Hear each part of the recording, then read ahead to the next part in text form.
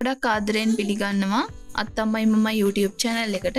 chicken නැතුව chicken රසට සුපිරි හොද්දක් හදාගන්න විදිය තමයි කියලා දෙන්නේ.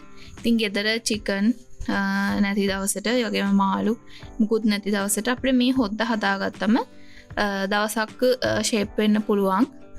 අපි හදාගන්නේ බත් නම් බත් එක්ක රොටි නම් රොටි ඉන්දියාප නම් ඉන්දියාප ඒ ඕනි දෙයක් එක්ක මේක හොඳ රහට සැරට කන්න පුළුවන්.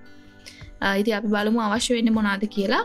මුලින්ම තාච්චියක් ලිපේ තියලා ඒකට මම එකතු කර ගන්නවා තෙල් මේස හැන්දි කමාරක් විතර එකතු කරගත්තා.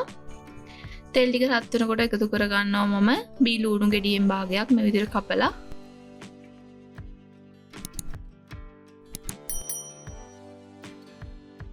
ඊළඟට පලාගත්ත අමු මිරිස් ටික එකතු කරනවා.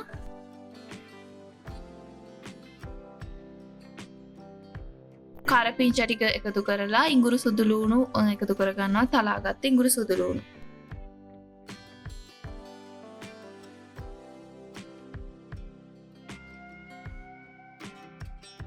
දැන් මම එකතු කරගත්තේ කුරුඳු කෑල්ලකුයි කරාබු නැටි එනසාල් ටිකක්.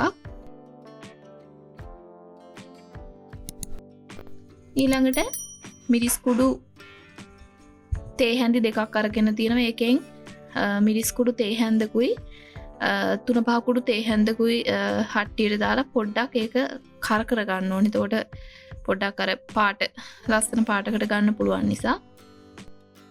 ඒක ටිකක් බැදුනට පස්සේ එකතු කර ගන්නවා මම වතුර කෝප්ප භාගයක් වගේ එකතු කරගත්තා. ඊළඟට ගම් මිරිස් කුඩු ඉතුරු මිරිස් කුඩු ටිකයි 3-5 කුඩු ටිකයි කහ කුඩු චුට්ටකුයි රසායන ලුණුයි උළු කාලුයි එකතු කරලා තක්කාලිත් එකතු කර ගන්න ඕනේ. මේක හොඳට උතුරව ගන්න තියෙන විනාඩි 5ක් 10ක් විතර. 10ක් තියා ගන්න ඕනේ. විනාඩි 5ක් විතර මේක උතුරව ගත්තම ඇති.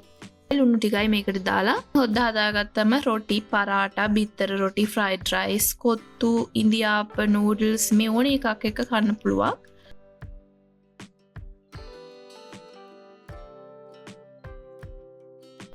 ඉතින් ඔයාලත් මේ විදිහට ගෙදර මුකුත් නැති දවසට මේ හොද්ද හදලා කැමරට එකතු කරගන්න.